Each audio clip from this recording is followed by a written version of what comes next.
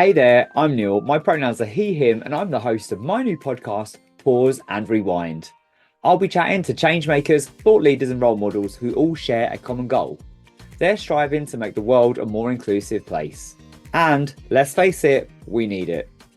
Each guest has a unique story when it comes to doing their thing, and we often know who people are in the now. But how much do we really know about them? Pause and Rewind takes a moment to explore the experiences in my guest's life that led them to where and who they are now. Because everyone loves an origin story. We'll dive into tales, anecdotes, and what makes our guests tick. So, are you ready to pause and rewind?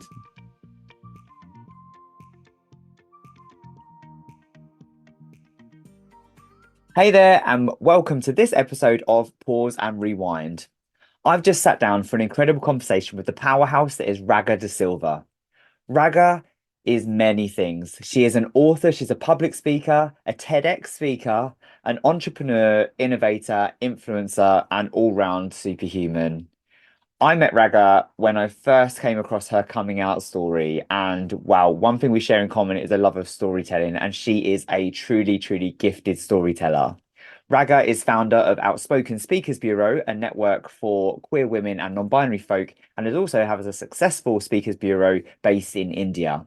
Now, I just want to give a little trigger warning for this episode because it does cover Raga's story, which features violence and some quite hard-hitting incidents that might be triggering for some people. So please take care of yourself while listening. But it was a wonderful conversation, and I hope you enjoy it. Cheers.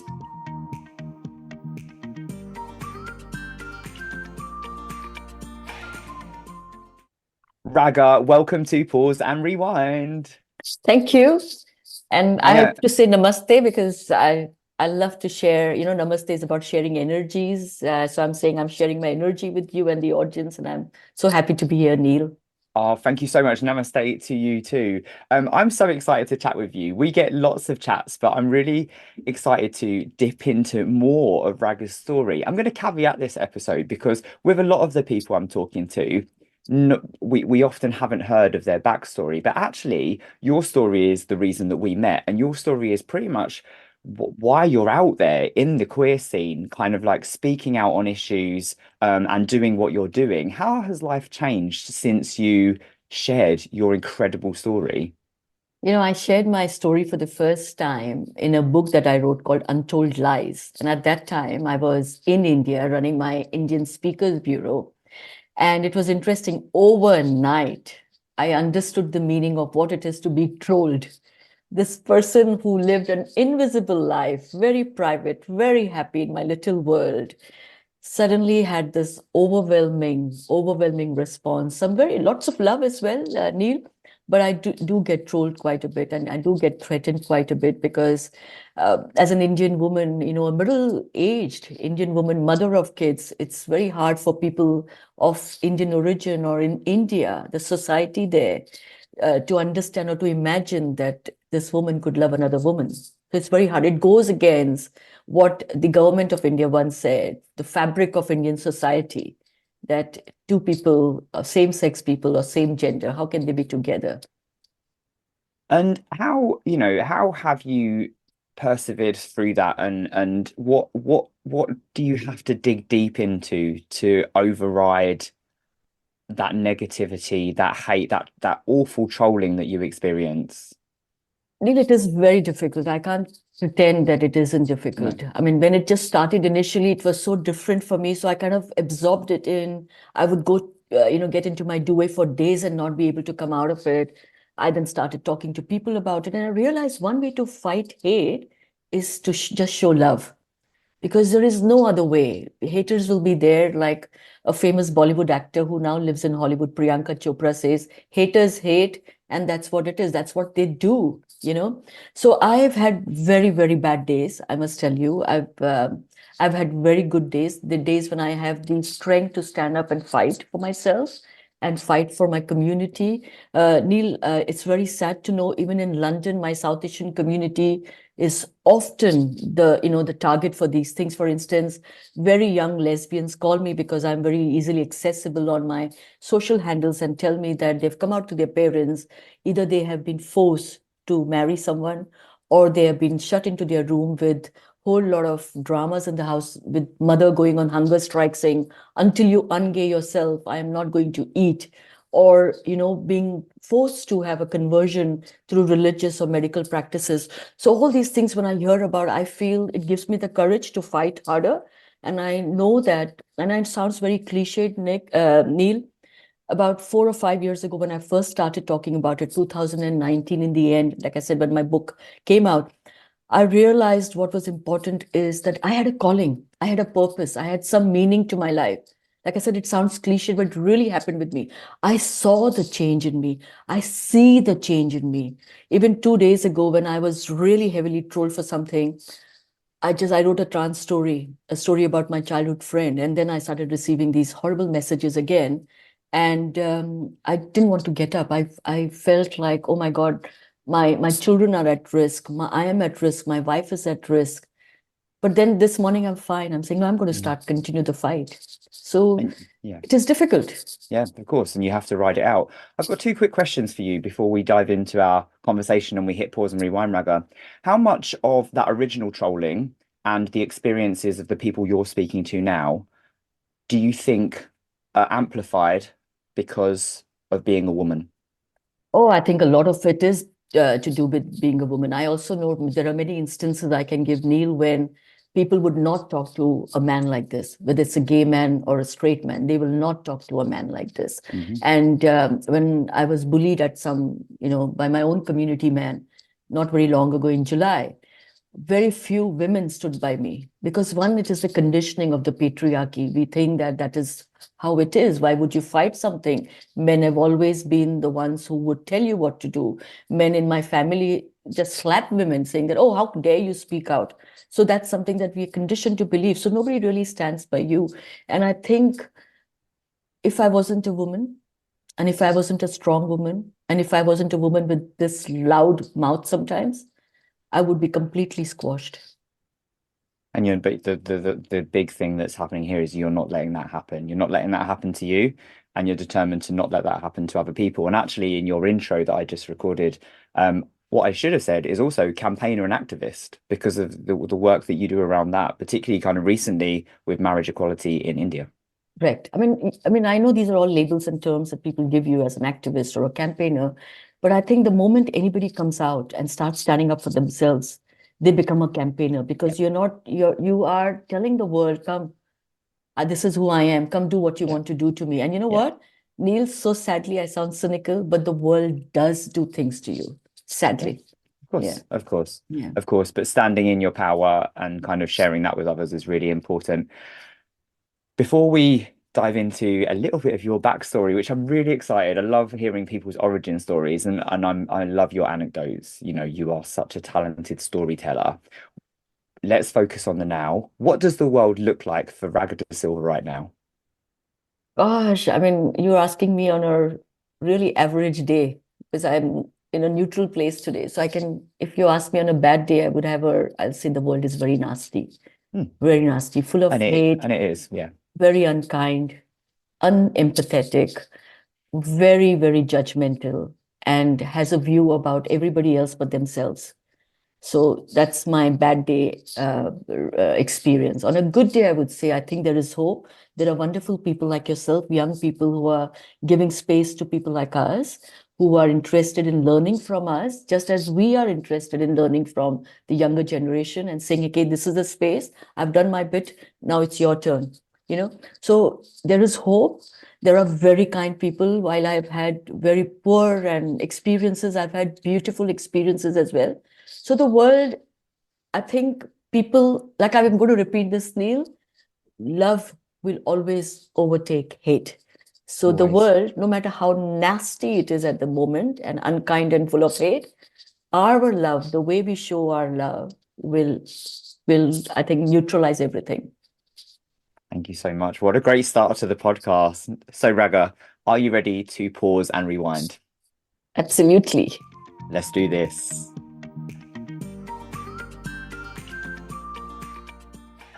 Okay, so my first question to you is tell me about little Raga. Oh my God. Okay, first of all, I have to say that I am still that little Raga. In my heart, I think in that little space that we have in our soul, nothing really changes. Time goes on, suddenly you realize, oh gosh, I'm in my 50s, but you still remain that person that you were when you were little. My mom always said that I was always in a hurry. I came out in the seventh month when she was at a Oh, dental wow. appointment. Can you imagine? I have to share this because I have to share the story. My mom has described this open mouth those days 50 odd years ago, dental doing his dentistry. She's pregnant, you can't see that she's pregnant. My mother was really tiny and she kept on screaming, and the dentist thought that she was just in pain because of the toothache, but she was actually having contractions. And so then eventually he got to know. So she was rushed to the hospital, and of course I came rushing out in the seventh month. I was only a kilo.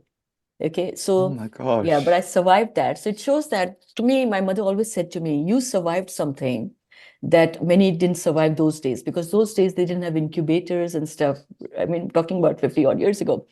And so I think something in me must have been there always, because when I look back at that little Raga, I've always been this person. I've always stood up for other people's rights. I mean, injustice around me is not tolerated. I will not tolerate it. Even if I have been so many times in my school also, they would tell me, the principal would call me and say, you can't do this. You're not allowed to do this. But I said, but you're not allowed to do that either. What you've done is wrong to that other child. And they would say, bring your parents here and I'm going to get you suspended.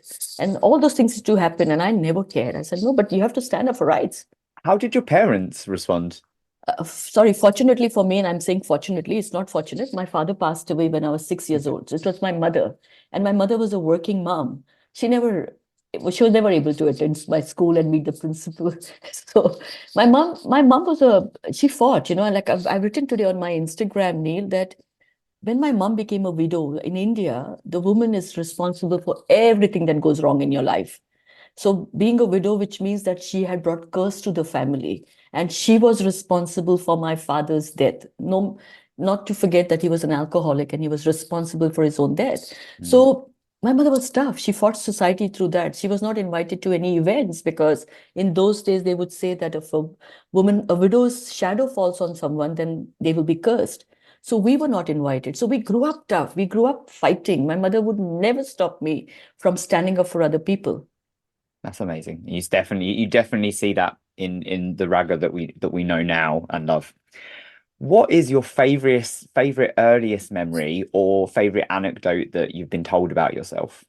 Yeah, I remember I was about 13, Neil, and this is now in a book called She Storms the Norm, of 17 or 18 women from India who have stormed the norm. So this is a story, it's my story, and this part of that book has this story as well, which I look back and I think, oh my God, did I do that at 13? And how did I have that courage to do it? So I was 13. We had, like I said, financial issues in the family. And so I was in school, I had to work. So I would travel every day to this certain place where in India you have coaching classes, like tuitions, where after school you go to this place and you get further, educated in a subject. And then, of course, you do better, you hope to do better. So I was in this coaching class. My job was to just register the students. Simple job. Those days I would get something what equivalent to 30 pounds, 300 rupees. For my family, that was a lot of money. In those days, working like part-time 2 hours every evening was a lot of money. So I would go there, and one Diwali is a festival of lights in India. And my first Diwali there, I received a box of sweets from Diwali time in India. You exchange sweets. So I got this huge box of sweets. I was so excited. I couldn't wait to go home and tell my, siblings and family, my mom, that I've got this box of sweets. And just as I was given that box, I was given a little envelope with my salary, because I was expecting my first salary. And as I opened it and I saw like there was some 73 rupees less, I said, "Oh my God, that's bad." And then I asked around, and they said, "Oh yeah, the boss deducts salary, everybody's salary, and the sweets are taken part of that salary." I said, "Isn't Diwali sweet supposed to be a gift?" It's a choice you make. I didn't ask for that. 73 rupees is a lot of money. Give me It's my money. yeah, quarter of your salary. So, oh, they said, oh, don't do anything. It's okay. This is how it is here. We've been working here 20 years, and this is what happens every year. I refused, and they just refused to come with me. I just barged into the uh, boss's cabin, who at that time, at 13, I thought was really, really old man. So I was like, I stood there like this, and I said, sir, I just got this box of sweets, but I got the salary and I really need that money. Why have you deducted? I didn't ask you for it. You gifted it to us. So gift doesn't require, gift doesn't mean you are going to deduct money. Oh, he got madder and madder. I saw his face. He stood up. He was talking with spit coming out of his mouth and say, how dare you come into my, cabin like that without permission? And who are you? Just a nothing. I gave you this job. Do you know how important jobs are? I took pity on you and I gave you this job and da da da. So I said, I'm sorry, I want my 73 rupees back. I don't care. I have to take home 300 rupees to my mother. Otherwise, my mother's going to get really mad. And she will also barge into your cabin. And he was like, I don't care. This is it. Get out of my cabin. No job for you now. So he basically fired me. Because he fired me, I had that box of sweets. I threw it on in his face and I said, I don't want your money. I don't want your sweets. And I just walked off. And that was it. I lost all my 73 rupees and my box of sweets. But that's when I realized, Neil, that may be the first time that I had stood up for myself and for other people who came after me saying, thank you, but please, I think you should just go home before he gets really angry and throws you out. But I think it is so important for us to do that. And so that person hasn't changed. I am still that person. That's why I said I'm still that little girl when we started. Sounds like you found your voice at a very young age, and I often talk about how I found my voice from a young age too. And I think that when you have this sense of injustice, you tap into it quite early. And I see signs of me, I remember being very young, and arguing with my family about refugees. It was during when everything was happening in Bosnia, in the early 90s, and very much kind of arguing and saying, but it's a war-torn country. Why would we not welcome them here? Being a really young age and having no real grounding for that point of view, but still knowing that other people's in other people saying that that was okay was really not okay by me. When you obviously kind of found that voice, but do you remember what you thought about the world around you at that time? What was the moment you discovered your sense of self? Yeah, I think when you're that young and when you're faced with the responsibilities that you have, because I had a lot of responsibility. I had to go to school. Before going to school at 4 o'clock in the morning, I lived in a communal area, like a really like it's the size of my house was the size of a London bathroom now, that small. So every morning we had to get water outside. So at 4 o'clock, I would wake up and fill water from the communal area for the entire home. So my life was very difficult. I would go to school, come back, and then I would go, if not that job that I was fired from, there were other things that I was doing, then come back home, no power in the evening at in the house. There was no electricity. So I would go down to the streets and then under the street lights study. So I came from that. So from a very young age, I knew what challenges were, how life was not that easy. So whenever I saw injustice, and I would think that the world was like this. When I was very little, and my father, who was an alcoholic, I just shared, would come home and beat up my mom. I thought everybody's dads beat up their moms. So that was my worldview. I didn't have, but as I grew older and I started finding like it's myself, and I realized that actually I don't have to be that person. I don't have to be part of that abuse. So I studied really, really hard. So that's my mother always told me, you educate yourself and you will have the power to do whatever you want in the world. So I made sure I studied really well, and I did have two master's degrees. And that's how my view of the world changed basis where I was in my life. Now like I told you what I think of the world now. At that time I thought the world was very abusive. Right. And you break away from it. You choose to break away mentally, you break away Yeah. physically. And for, Yes. for for many of us, home is not the home we create. The family is not the chosen family, and Yeah. it's a deliberate choice. Let's move on to your teenage years. For many of us, these are this very formative time. You've got changes in your bodies. our first heartbreak realizations around the world. What did that look and feel like for you? Is there anything that stands out about your teenage years in particular? Two things actually stand out, Neil. It's interesting because when I look back at my life, from my age, the age of 14 to 20, I actually have very, very vague recollection of my life. I keep thinking, did I live those years? Because I can't remember much. Because it must have been either so exciting and so happy and so, distracting from my other world that I lived in that I may have forgotten. But two things I remember. I remember one that I fell in love with. I'd fallen in love with my teacher anyway, a female teacher. Yeah, when I was very little. And that Okay. continued. And I remember receiving a card from her. I was the only person from my school she had kept in touch with, and she sent me a wedding card. I was heartbroken. I felt, oh my God, how can I remember that very well. And I remember listening to lots of Bollywood sad songs at that time because my Why do we do that as teenagers? I still do it now. yeah, yeah. I remember that, and I remember that absolute. It was strong for me. It was strong that I had to do something with my life, that I had to get out of my poverty, that I had to study hard, that I had to be away from the kind of people sometimes I was hanging out with. That they were not right for me, and these are things we don't realize until we get out of them, and then you look back and say, yeah, they were quite toxic. And the words toxicity and stuff didn't what that language was not there at that time, or you only went through your whatever vibes you felt. So my teenage years were a time for me to reflect, and I made lots of changes, let's say, in my What life. what were some of those changes, if you don't mind me dipping into Yeah, like I those? said, I stepped away from certain kind of people who were very, very uh, unaspirational. Is that a word? They were Mm, not ambitious at all. I was yeah. very ambitious. I wanted to become rich. At that time, I wanted to become rich because I knew what it was not to have money to have food, not to have Mm. money to buy shoes, just have one Sunday dress, and that Sunday dress lasted for 2 years, you know? So I wanted to do something with my life and have money. So I was driven by ambition. I wanted to study. The changes I made, I would tell myself every day. I grew up Catholic. I was raised a Catholic in a very Hindu-dominated country. So for us, prayers were very important. I would pray every night. I would tell God, please forgive me for my sins, for whatever I've done. However, please know that I have a good heart. Give me good things. I would say this every night. So yeah, so that is how it was for me. Is that something you still do now? Yeah. Neil, I have been so conditioned to believe that I am a sinner Mm. because of my Catholic upbringing, that every night before I sleep, I ask the Lord for forgiveness that I am who I am now as a woman who is married to another woman, which as per me, as per what I was told, is against my religion, against my faith. So I ask for forgiveness. But now I ask, because I am not ambitious in that manner anymore, Hmm.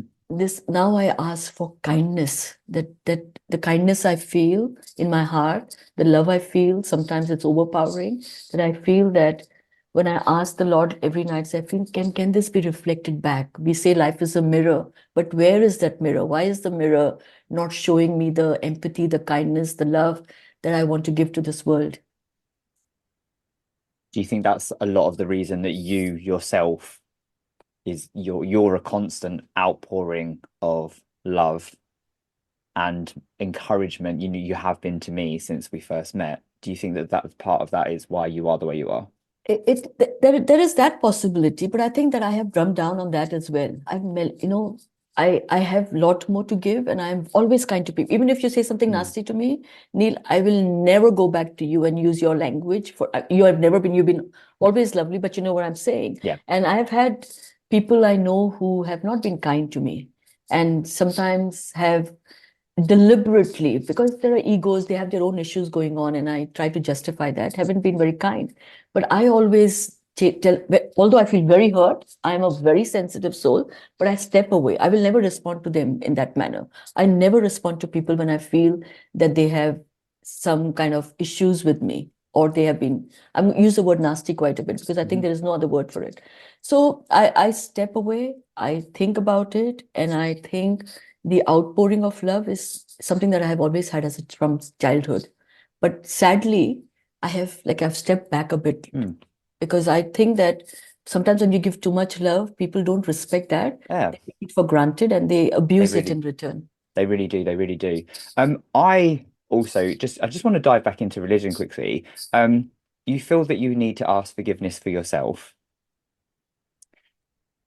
How does that, is that just something that you think about yourself, or do you think that like being queer, I'm assuming you don't think that being queer is a sin in itself, but why do you feel the need to internalize that?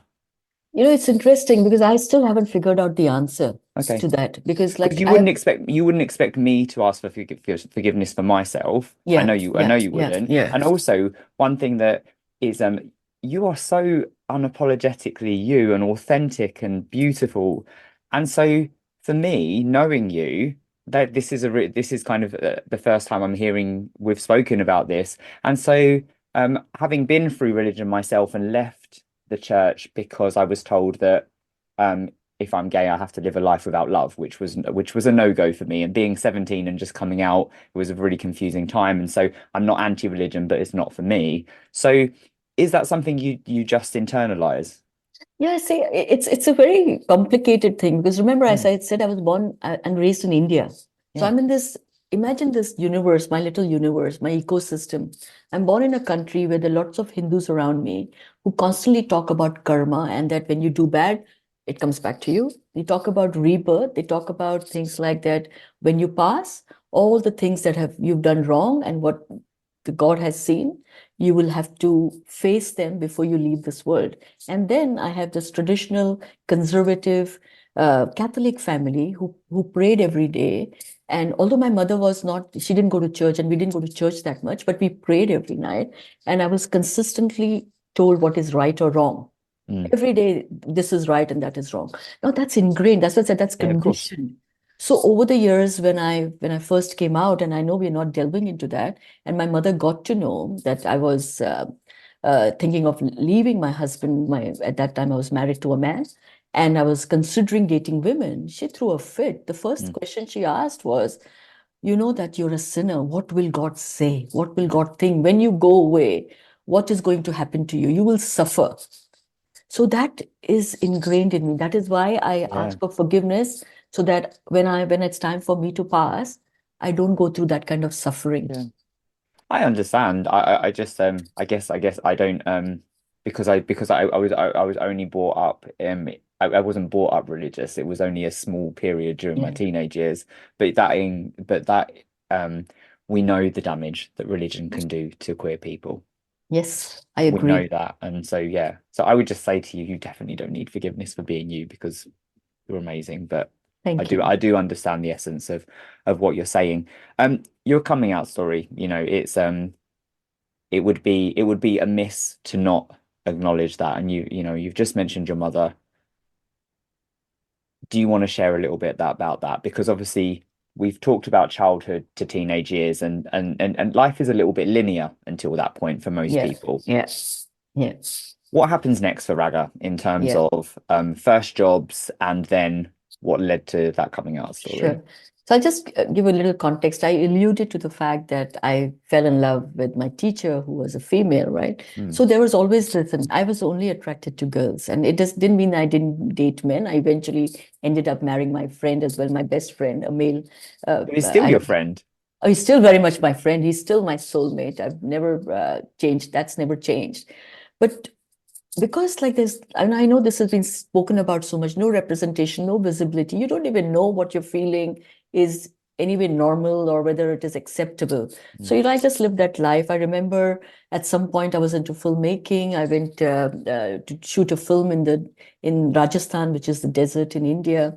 Was there for 18 months and I fell in love with the main actor actress, as we if we want to give it a gender, but the main actor, and her and I had a most intensive relationship, I would say. But when the shoot ended, we remained good friends. But I came back to Mumbai and my life continued like because I didn't know any better. I mean, I was intensely, deeply in love, but that love didn't mean that I was going to marry her, I was going to be with her, because that didn't even occur to both of us. So my life was just like that. And when I dated men. When I got married, I married a man. I have twins from that relationship, as you know. So life was like this. While it is not linear, it actually goes in a pattern. There's a pattern to that life. And so eventually, I moved to New Zealand with my then husband and my our twins, who were very little. And my just to give you the coming out story, which I'll give the dramatic version of the coming out story, because there is coming out is an everyday thing, isn't it, for us queer For folks, sure. really? Yeah. So my mother, who was visiting us, I was in New Zealand at that time and lived in a city called Wellington.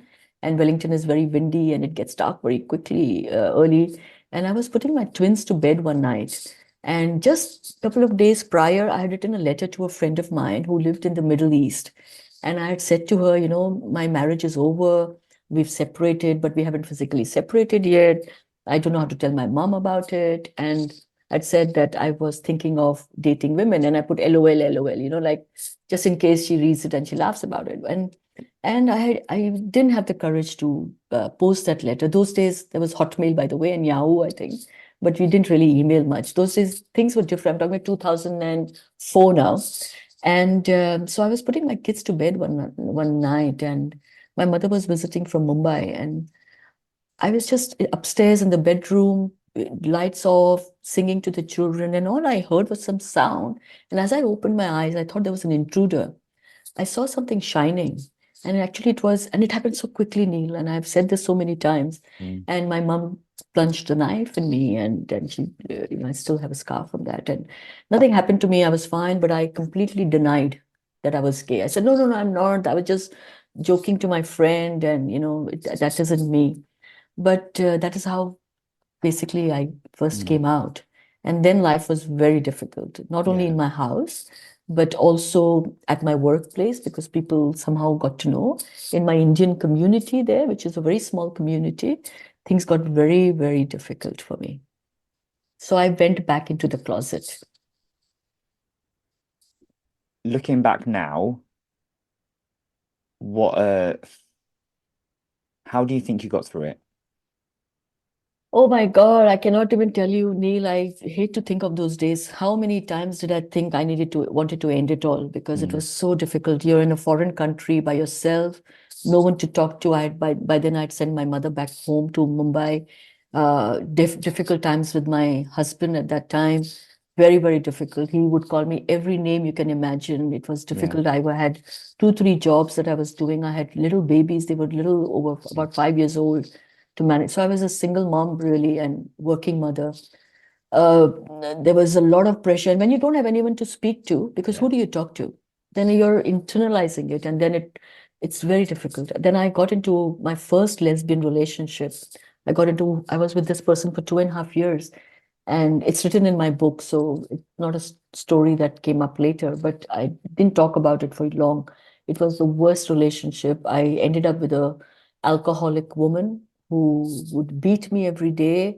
I would go to work with bandages on my face, making excuses that it was my cat, my neighbor, I had a Yeah. fall, all the things that abusive women do, women who are abused do, you know. So I had a lot of I don't know what gave me the courage. I think one is the prayers gave me the courage.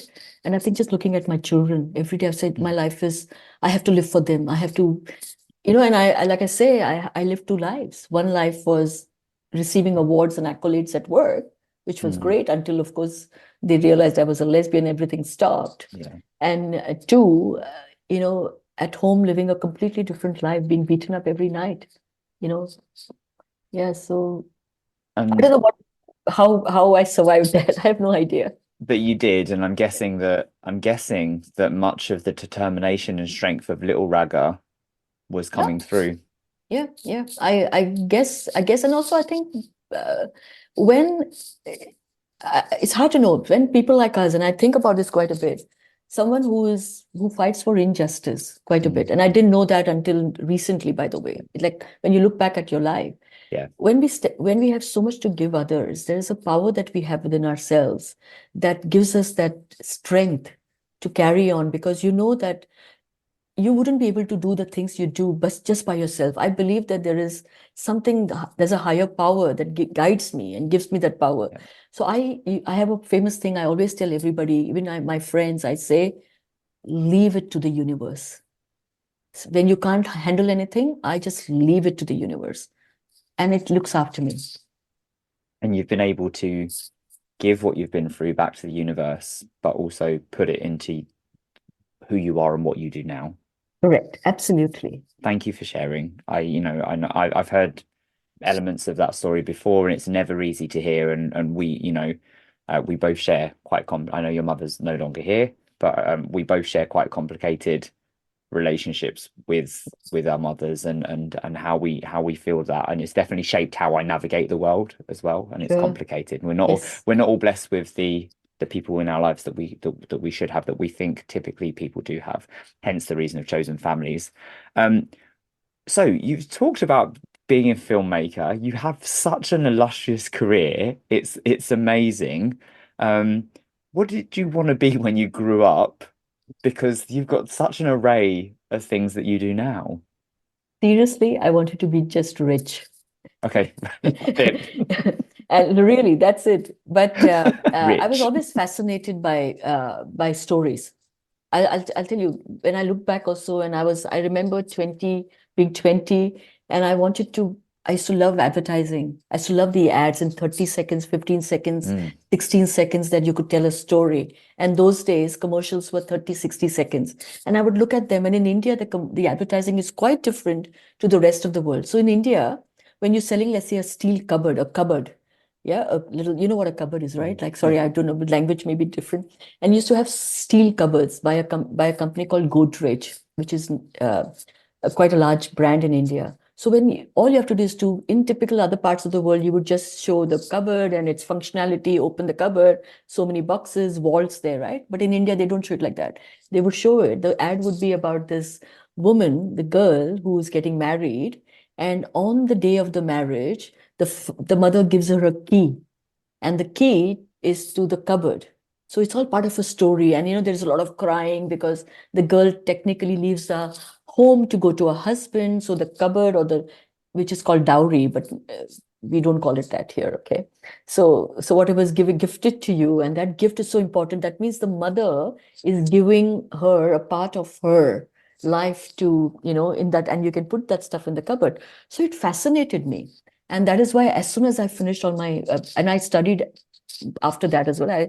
As soon as I had my undergrad degree, I got into advertising, and I worked with the largest agency in India called Lintas, which is now Low. And I continued for 10 years. I worked, and I'm very proud to say that, of course, I worked with many agencies, but I was, by the age of 28, I was heading a very large division for Lintas. And my people who worked with me, some of them were in their late 30s, 40s, much older than me. So yeah, so I did really well in my career. Amazing. I mean, in my intro, I listed a whole reel of things that also kind of like, you are a brand expert, you are a marketer, you are a pro in advertising as well. So many different things. We're shaped by our failures as much as our successes. What was there a time looking back now that perhaps felt like a failure that has really kind of pointed you to where you are now? Neil, I love failures because I've Yeah, failed many, many same. times. Yeah, because I think that's, like you said, that is the time when you learn the most. But I think failure has one thing, at least for me, it's rejection. I Mm. think in my case, there was rejection. When I was in advertising, like I said, I started in a department and I wanted to get into copywriting. I thought I was a decent copywriter. And I did this test. This person said to me, do this test and let's see if you're good, as smart as you think you are. After 2 hours, after the test was over, he spent 2 minutes with me and he said to me, keep your day job. And yeah, Oof. he said I was terrible at it, right? I'd failed miserably. So there were rejections, many, many rejections. A lot Mm. of times, advertising in India, for instance, is for the upper class. Like what Okay. you have middle class here, it's the middle class is people like me are middle class, which means we're working class.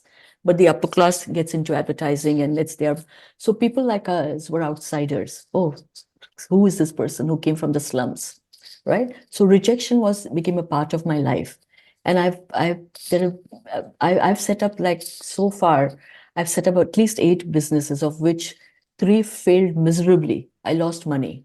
but 5 succeeded. And I think, okay, I succeeded in this 5 other businesses because I actually had failed and I knew how to learn from that Yeah. and not repeat. Yeah, so there have been many. I've been rejected, let's say, even now. My outspoken speakers, how many people have rejected as Neil? So many people. Sometimes speakers say, oh, no, no, because initially when we started, it was nothing, right? So there were some very well-known people who refused to be on our platform because who are you, you know? And there are people who send me emails which are quite, should I use the word nasty? I won't say nasty. It's quite disrespectful. Yeah. But they are also rejections. And then you can tell yourself, gosh, I failed in my attempt to get this person to see the value or the benefit that this can give, you know? And then you build on it, I guess. Yeah. And then you have self-doubts. Yeah. Failure brings self-doubts. And I say, don't let that happen. Focus on the learning. Focus on the learning. And I always say with my first big manager in events, she gave me and I try to emulate this in the way that I work with people, give people space to succeed, but also give them space to fail. But we don't give ourselves enough space to fail or the kindness to do so. And I definitely feel that, you focus, don't see it as a failure. But failure is tough because when you're down, yeah, you're not the only person who's going down because there are many people around you who will kick you until you are so down in the dark hole that and either you succumb to that or you dig yourself out of that hole. Let it spur you on. I just want to tap very quickly on the next 2 questions, if that's okay. What was the moment where you found your destination in inclusion? Well, I think it was about 2 years ago when by then my book was out, my story was out, I was on various platforms. And then 2 years ago, I went to India. There's a film festival, which is the largest film festival in the world, apparently, queer film festival, called Kashish International Mumbai Film Festival. So it's between May and June every year. So I was invited to host a very large panel. So they were screening lots of films. There was this one main film, marquee film that they were screening, which you can imagine the whole theater was full house, 1,400 people. And after the screening, there was a panel discussion with some of the stars and the filmmakers. So when I went onto that stage, the first thing I said, now remember, I'm an Indian woman. I'm going to remind you, middle-aged, uh, run away from India in a way because I don't live in India. I'm married, happily married here. I live in another country. So I'm almost like a pariah. I'm an outsider in India. I went onto stage, and after they made the introductions, I said, I'm Raga D'silva, and I am a lesbian. Can you imagine? The whole hall went mad. Everybody whistled. You could hear whistling, clapping. People were standing because they'd never heard an Indian woman say that before. Okay. That was the moment I realized I had changed, that it was time for me to do stuff in inclusion. And, and that's how I started taking this really seriously, that it was time, that not because of the claps and the accolades there, because there was a need for someone to create that space. Amazing, amazing. But what an experience. But what it spurs you on. Again, just looking at how that rejection, that, I know you've been accused of destroying the fabric of society in India, just spurs you on. You can succumb, like you said, but you just use it. Fuel yourself with that. Who's the biggest person that has shaped you along the way? I've been thinking about this quite a bit, and I know the cliched response is typically a mom and all, and I think it is the little girl, and I may sound so egotistical, but I think it is that little girl in me that I think that I always draw from within me, and there are so many people around me who inspire me every day. There are so many people because remember, I run a speaker agency in India that works with inspirational people. So I have the world's first double amputee who summited Mount Everest. I have these women who have had no arms and they've done things, and there's this woman called Unstoppable, no limbs at all, and she does unstoppable things. So she conquers. So I'm surrounded by inspirational people. So to point to one is difficult, but I think the worst when you have rejection, failures, down days, absolute somebody's just kicking your energy out and they're shrinking you to their size. I draw upon that little girl that I say, you survived that. And you will survive this. Wonderful. Yeah. Thank you. Thank you. Does happiness, success look and feel how you thought it would? I used to think happiness was having lots of money. Mm, Like I said to you, I was at that yeah. time ambitious, driven by having lots of education and lots of money. And I had both at one time, lots of it. But I don't think success, now I actually define success and happiness as completely different. Yeah. Contentment. Mm, I am content. yeah. So that makes me happy and that makes me successful. I don't Amazing. believe that success has to have a BMW attached to it No. or a palatial penthouse attached to it. I had all that. I actually chose to live minimalistically, Neil, and I give it all away. And by choice, because I had it, I enjoyed it, it served me no purpose. So for me, I'm content. Every day I feel content. Looking back, it's my final question for this segment. Looking back now, bear in mind you've still got a whole future to kind of like delve into and be proud of. But looking back, what are you most proud of so far? Okay, first of all, I think I've lived more than half my life. I'm sure I'm like 70% of my life. So I'm not in denial about that, or at least of my life where Mm. I can be active. I am very proud of the fact that I am able to stand up and say, I am Raga and I'm a gay Indian woman. I'm very proud of it because I know every time I say it, how much effort it takes. And I know if I say it publicly, I get bullied on, cyber bullied. I get threats of horrible death threats, rape threats, people telling me they're going to throw acid on my face when I come to India. But I'm very proud that I can say that I'm a proud gay Indian woman. So proud to call you my friend as well. Thank Just you. thank you so much for sharing. Are you ready for some quickfire questions? Absolutely. Amazing. So, what album, movie, or book has had a lasting impact on you? I'll tell you about a book, Alchemist, Paulo Coelho. Okay. I was in so many dysfunctional relationships, Neil, after that, incident I told you about, where 2.5 years bad relationship. I was getting into really bad relationships, thinking that I deserved it. I read the book. Overnight, my life changed. Everything changed after that. And I still sleep with that book under my pillow. What was it that had the Alchemist. impact? What would no, What what would just saying that your life is basically in your hands. You have to okay. choose. It is you have a choice every day to make the choices you want to make. Nobody else can make it for you. So true. So Mm. true. What's a saying that you live by and one that you'd like to put in the bin? To know and not to act is not to know at all. So when you know of something and you don't Ooh. act on it, it's as good as not knowing it. I live by that. So to know and not to act is not to know and not to act is not to know at all.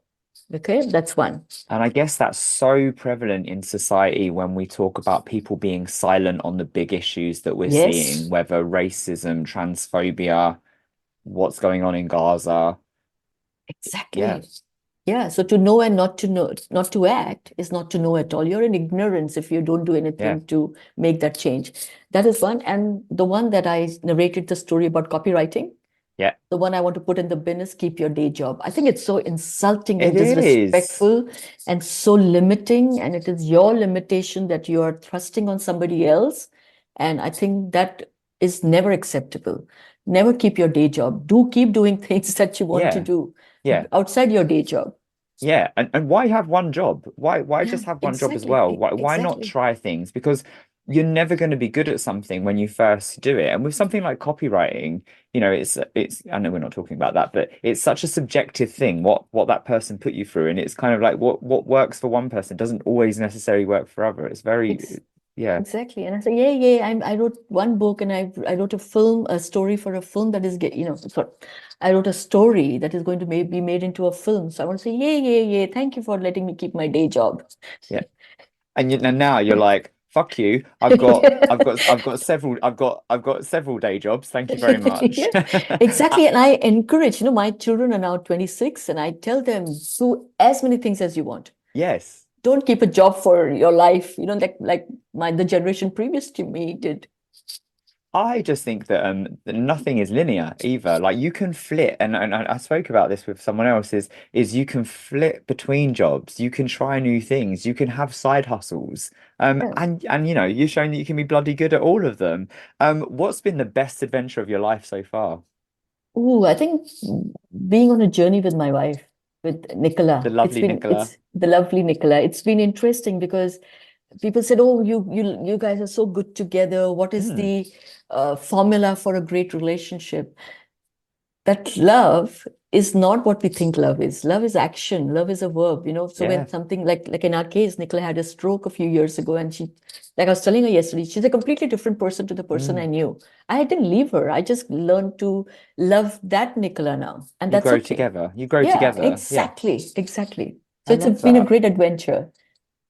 And part of your adventure as well is kind of like the life that you've built together. Domestic life is an adventure in itself. Absolutely. Every aspect of that relationship is wonderment, Neil, because it is so different to what I would have thought that I was going to have because I was married to a man, chill fairy tale life. We had a beautiful home in New Mm. Zealand, lots of cars, all the things that you can imagine, traveling the world. And then I chose this and I have a wonderful life. But it is every day I have to remind myself that how lucky I am, how fortunate I am to be in this kind of a relationship. And it's wonderful. You really are adorable together. Um, the tagline of Pause and Rewind is because everyone loves an origin story. What three words would you use to describe your origin story? Oh my God, I think tenacity. I think it's very Oh, important. It's I just love that something. word. Yeah, I think courage, strength are not words for me that are strong enough. Tenacity, that no matter what, you just continue and believe. Faith, faith is a very, I think I have deep faith in myself and in Mm, people around me. And conversation, more than communication. okay. Communication can be very linear, as you said as well, but conversation is so powerful. So I am always happy to have a conversation. I have the tenacity, I have faith, and I believe that conversations are when what changes the narrative. Thank you so much. Tenacity, faith, and conversation. And your life is built around that. Yes. Amazing.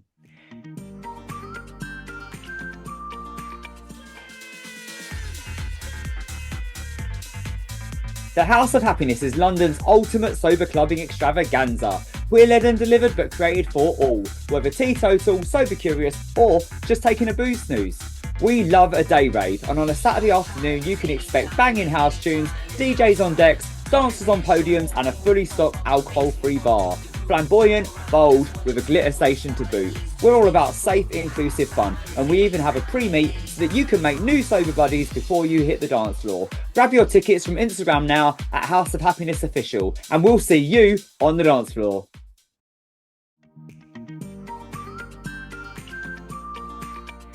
Raga, can we fast forward? Sure. Gonna When fast I'm forward a little 100, bit. when I'm 100 years old. We're not going to fast forward that fast. We're not going to fast forward that fast. What exciting things do you have coming up?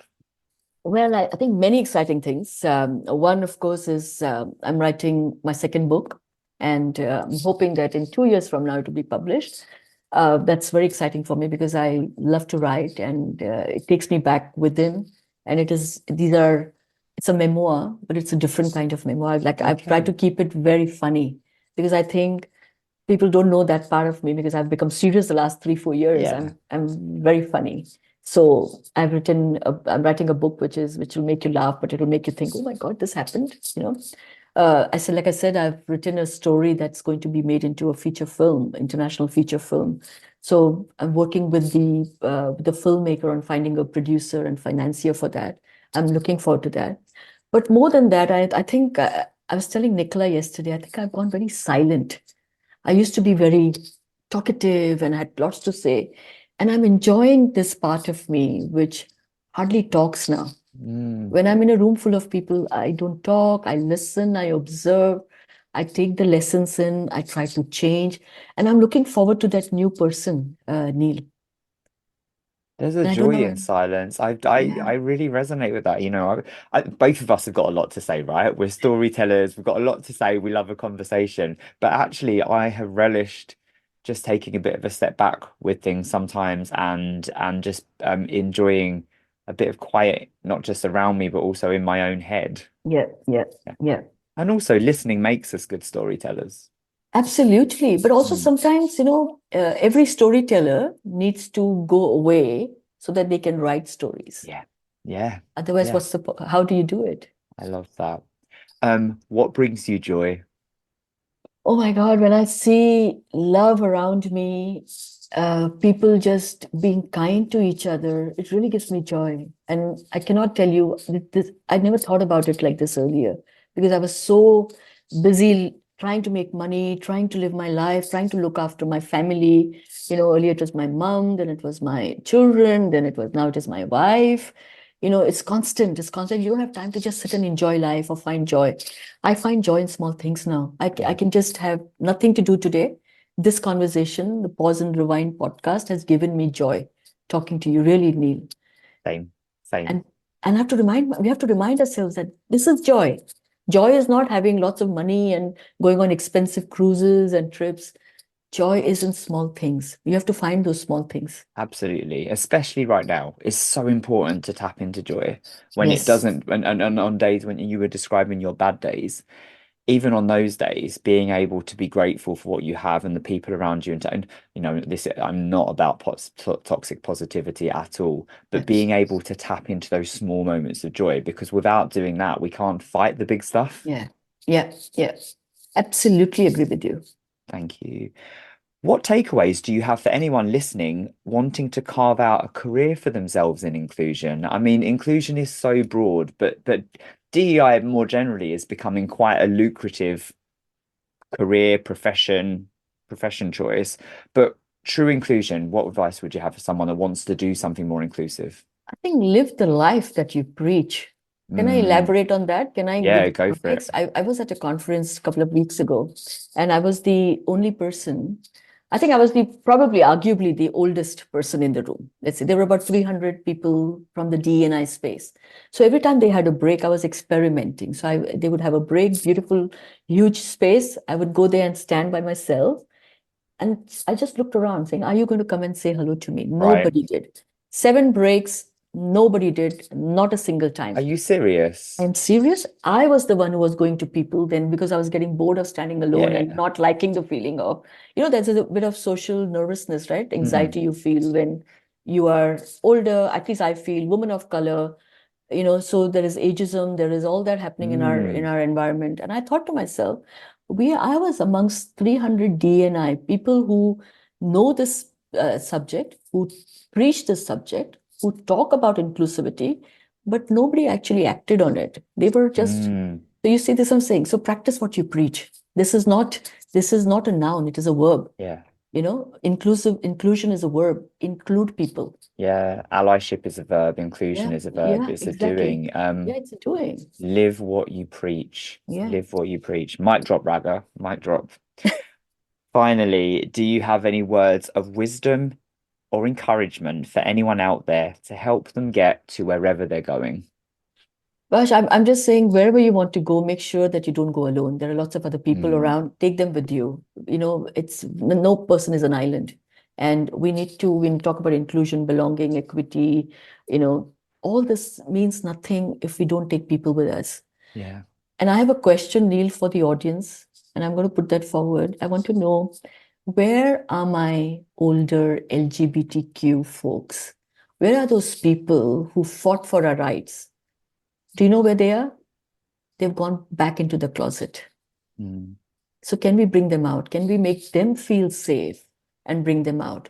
So the world is about making space for the younger generation, but the world is also about making sure not just me, but people older to me who have fought the fight are also recognized and yeah. given the safety. Obviously, they don't feel safe enough. And that's why they've gone back into the Yeah. closet. Let's find them and let's look after them. I mean, there's such a it's a problem, isn't it, within the LGBTQ scene? it's a one track, everything has to be a certain way. There's lots of glamour, there's parties, that's the perceived thing. But actually spaces are not inclusive of everyone, and particularly on an intergenerational level. Yes, and intersectional level as well. Intergenerational and intersectional. Intersectional Yeah. level as well. I mean, I have to just go out somewhere, and I can tell you, if it wasn't with Nicola, I would not go out because I don't feel included, and it is a fact. And I mean, that conference was an example. Nobody did Mm, it. Nobody came and did anything to me. But I didn't feel that I belonged there. I didn't feel that I was included. So we have to look after each other. That is what the point is, I think I'm making. And that looking after each other is not just putting a beautiful post and saying how wonderful you are. mm, We don't need to even shout about how wonderful we are. We have to just do yeah. and do things like this little. When nobody's in the room, how do you talk about that person? How do you behave around that person? That is what is important, not this performance. I'm not interested in your performance. I'm interested in your doing, in your action. Raga, thank you so much for joining me. I always love seeing you, and I've really loved this opportunity to hear more from you. And yeah, can't wait to see you soon for a big hug. Thank you, Neil. You're wonderful. I love what you're doing. Like I said, we need more Neils in this world. Oh, thank you so much. Absolutely. And Pause and rewind. thank you so much. Thank you so much for being a guest. And yeah, we need more Ragas in this world too. You are wonderful. Thank you so Thank you. much. Thank you.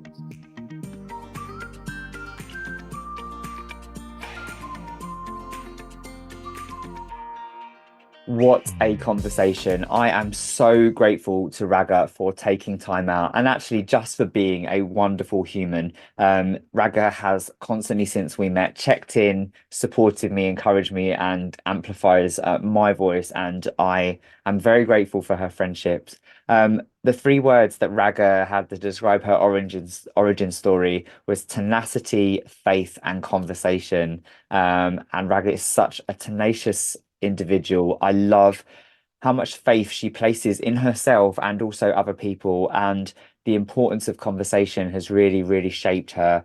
Her determination and resilience stands out as well as everything that she's achieved. And I really love the fact that little Raga is still such an important part of who she is and where she is now. So thank you so much for listening. Please do share this conversation with anyone you feel might be interested in listening in. And stay tuned for more episodes of Pause and Rewind. Thank you.